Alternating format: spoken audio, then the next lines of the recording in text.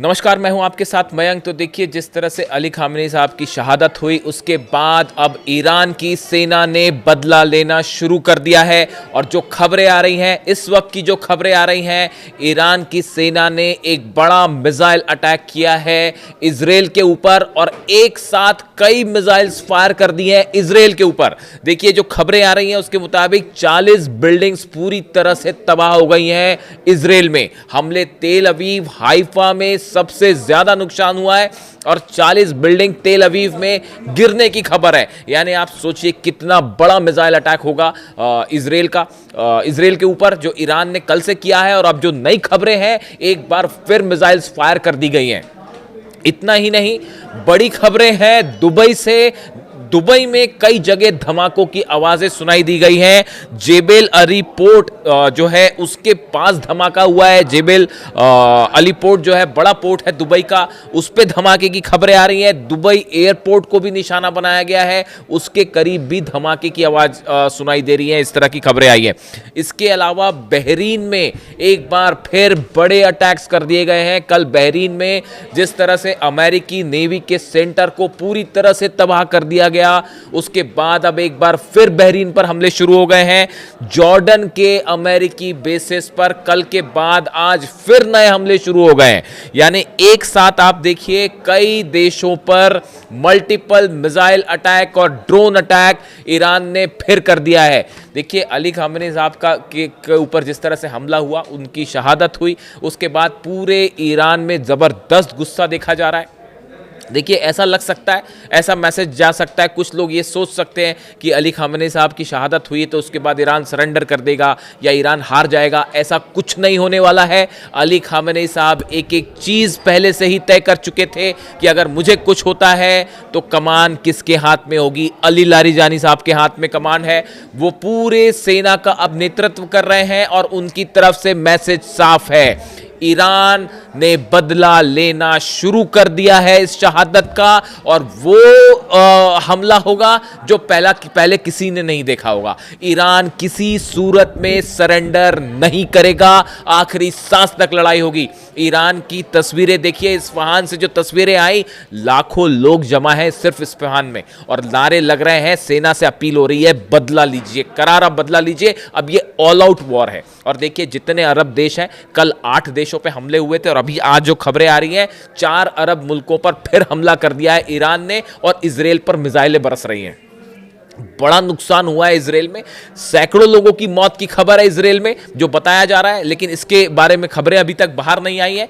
जैसे ही नंबर सामने आएंगे मैं आपको वो भी बताऊंगा। देखिए, कल जिस तरह से ये हमला हुआ, इस हमले के बाद देखिए अली खामेनी साहब पर जब निशाना बनाया गया उनको और उनके ऊपर हमला हुआ, उसके बाद ईरान ने स्ट्राइक्स करी हैं 8 देशों में और इजराइल पर हमले हुए हैं। यानी उनके हमले के बाद भी अब ईरान एक बार फिर ऑर्गेनाइज है। ईरान के राष्ट्रपति की तरफ से साफ कह दिया गया है, उन्होंने डोनाल्ड ट्रंप को सीधा जवाब दिया है। उन्होंने कहा है कि क्रिमिनल है डोनाल्ड ट्रंप और उनको उनके किए की सजा दी जाएगी। ये बात ईरान के राष्ट्रपति ने कही है। अली लारीजानी साहब हैं, वो सेना की कमान संभाल रहे हैं। ईरान की संसद के जो स्पीकर हैं, उन्होंने साफ कह दिया है कि जो बातें तय की थी अली खामेनी साहब ने, उसी रास्ते पर ईरान आखिरी सांस तक, आखिरी दम तक आगे बढ़ेगा। करोड़ों लोग वहां पे सड़कों पर हैं। अब आप क्या करेंगे? आप किसको निशाना बनाएंगे? क्या ईरान में अपनी सेना भेजेगा अमेरिका? एक भी सैनिक वापस नहीं जाएगा अगर अपने सैनिक भेजेगा तो। 8 लाख सेना कफन बांधकर तैयार है ईरान की किसी भी जंग के लिए। यानी अगर ऐसा संदेश जा रहा है कि जिस तरह से हमला हुआ खामेनी साहब पे और उनकी शहादत हुई, उसके बाद क्या होगा, ऐसा कुछ नहीं है। ईरान फिर से जंग के लिए एकजुट है, तैयार है और पहले से कहीं खतरनाक है। ये वो जंग शुरू हो गई है जिसका अब कोई अंत नहीं है। पूरा अरब जलेगा, इजराइल जलेगा और इसका नतीजा क्या होगा कोई नहीं जानता। देखिए, एक साथ 7-8, 8-8 मुल्कों पर हमला कर रहा है ईरान। यह भी साफ कर दिया गया है कि ऑल आउट जंग होगी। हॉर्मुज की खाड़ी बंद कर दी गई है। ऑयल के दाम कहां जाएंगे कुछ नहीं पता। पूरे दुनिया भर में अमेरिकी कॉन्सुलेट्स पर जो है हमले शुरू हो गए हैं, पूरी दुनिया में प्रदर्शन हो रहे हैं। यानी ये एक ऐसी जंग शुरू हो गई है जिसका जो अब देखिए कहाँ तक जाती है, इसके बारे में एक्सपर्ट्स की अलग अलग राय है। कुछ लोगों का कहना है जैसे इराक जंग हुई थी वैसे ही लंबी चलेगी जंग और आर पार की जंग। और इस बीच ईरान की सेना का बड़ा हमला, खबरें ये भी हैं कि डोनाल्ड ट्रंप ने कहा है कि हम आज ही फिर तेहरान पर हमला करेंगे। डोनाल्ड ट्रंप को ये बात क्यों कहनी पड़ी? शायद इसलिए कहनी पड़ी क्योंकि ईरान के हमले में बताया जा रहा है कि कई अमेरिकी सैनिक जो है उनकी मौत हुई है।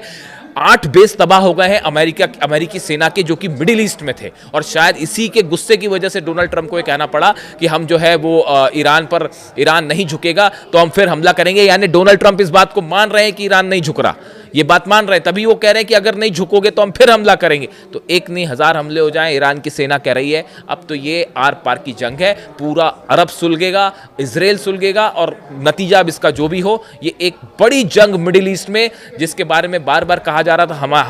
मैंने अपने वीडियो में बार बार ये बात कही थी कि एक हमला होगा और उसके परिणाम जो होंगे, अब ये चेन रिएक्शन है, ये कहां जाके रुकेंगे? पूरे दुनिया में प्रदर्शन हो रहे हैं साहब, हिंदुस्तान से लेके, ईरान से लेके, यूरोप से लेके, पूरे अरब देशों में भी। अरब देशों की जो जनता है, सरकार किसी के भी साथ हो, लेकिन जो अरब मुल्क की जनता है वो भी अली खामेनी साहब के साथ खड़ी थी हमेशा, और आज भी जो है वो ईरान के साथ खड़ी है। पाकिस्तान में क्या हो रहा है देख लीजिए, खोल के जरा अखबार वहाँ के, और वहाँ पे क्या स्थिति है और कैसे हमले हो रहे हैं अमेरिकी काउंसलेट्स के ऊपर, बगदाद से लेके पाकिस्तान तक। अब इसका नतीजा आगे क्या होगा मैं अपडेट लाऊंगा आप तक, लेकिन अभी फिलहाल बड़ी जो खबर है, ईरान ने एक नई जो बैराज ऑफ मिसाइल्स कहते हैं, वो एक बड़ा मिसाइल अटैक जो है वो फिर से इसराइल के ऊपर कर दिया है। पूरा इसराइल बंकर में है और सायरन बज रहे हैं, 40 बिल्डिंग्स गिरने की खबर है। यानी वो 12 दिन की जंग से कहीं बड़ा नुकसान जो है एक दिन में हो गया है इसराइल को। इससे जुड़ा जो भी अपडेट होगा, क्या खबरें आती है नेक्स्ट में पहुंचाऊंगा आप तक।